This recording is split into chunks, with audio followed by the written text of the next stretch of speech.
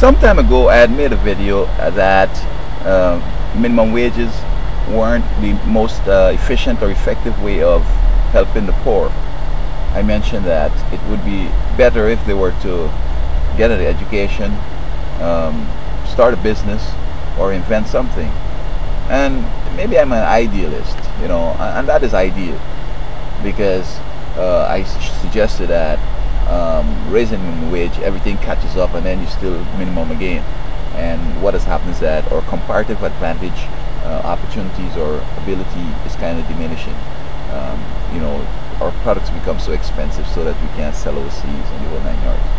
And India and other places are maintaining that lower sort of wage structure, and it's giving them the comparative advantage and helping them to gain the manufacturing jobs, etc., that we could have done well with here.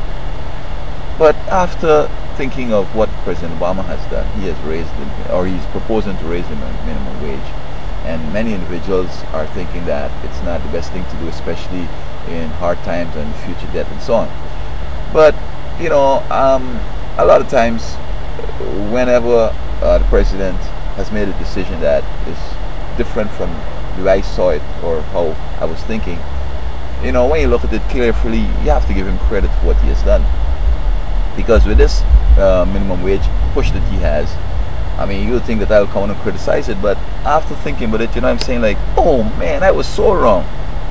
Because I mentioned that, better education, so you could get a good job, maybe a six-figure job, maybe a $50,000 to $60,000 job with a degree. Start a business, and generally you could make, your own hours, you could work longer hours, more time and so on, and end up in a better position than if you were working, flipping burgers and then inventing something. Well, let me tell you something. I think that the president is right and I was wrong, because I've done all three. And guess what I do? I am a recycler. I go around looking into garbage bins to get plastics, bottles, and cans. I have a good education. I have 10 college degrees. I'm an accountant. I'm a business manager. I'm an operations manager. I'm a theologian. I'm an economist. I'm so many things. I teach and so on. Okay. I have started businesses in Canada, in America, and all you get is kicking your teeth, because these white folks don't want you to have no business. They don't want you to come up. They don't want me to come up. They want me to stay down. So with all of my education, I'm teaching. Somebody calls the school and says I'm a sexual predator.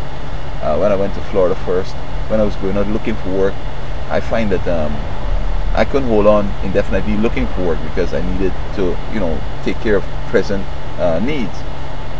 So I ended up taking a minimum wage job and kept going. I had 2 jobs, picking up garbage and working as a grocery stocker in a supermarket. And I'm going out looking for work, and there were 3 women on the bus with me. I said, oops, I've seen these women before, 2 or 3 times before. So I said, okay, let me watch them. So they're watching me, and there's a tension between us. So when I reached where I was going, I got up, they got up. One went across the road, one went ahead, one went back. So as anywhere I'm deciding to go, somebody's going to follow me. So I was going across the street. So the one who's across the street stands the chance, and so on. So eventually, when I came back, I went to an accounting office to file for, this was a labor pool place. They provide you jobs around.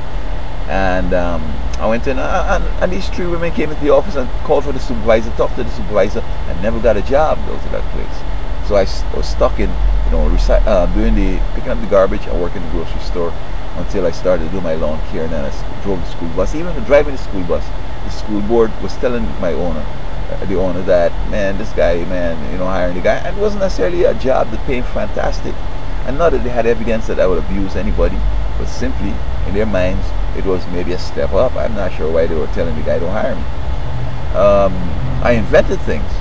I came up with a strategy to combat global warming. I called it in Canada almost 25 years ago. I call it Morris Emissions Control and the Acidification System, in which for the first time I was telling them that you could have a business processing emissions.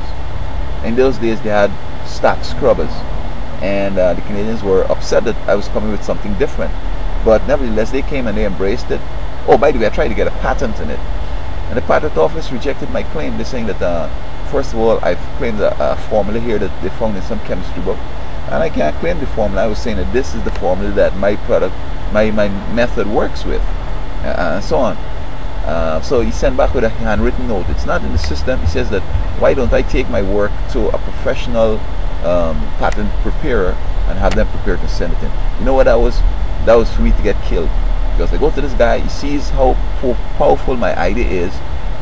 He's going to get me something minor, and they're going to take the half of it. Or they take all and just kill me, or give it to me, form a partnership with me, and then the usual thing, get you arrested, get you on drugs, get you killed, whatever, overdose, whatever, and they take it over. So, I mean, the president is right, because in my case here, raising the minimum wage might help me. But see, I've invented other things. I'm an ideas man. They're going on the internet, they're taking my stuff, everybody making it happy, they're making money, and they won't even give me a cent. And you know, it's a long story, but I think the president is right. I mean, it works for some people, and it still is the idea. You know, get education, start a business, invent something.